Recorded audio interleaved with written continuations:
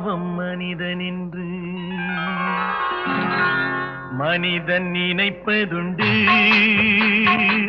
வாழ்வு நிலைக்கும் என்று மனிதன் நினைப்பதுண்டு வாழ்வு நிலைக்கும் என்று இறைவன் நினைப்பதுண்டு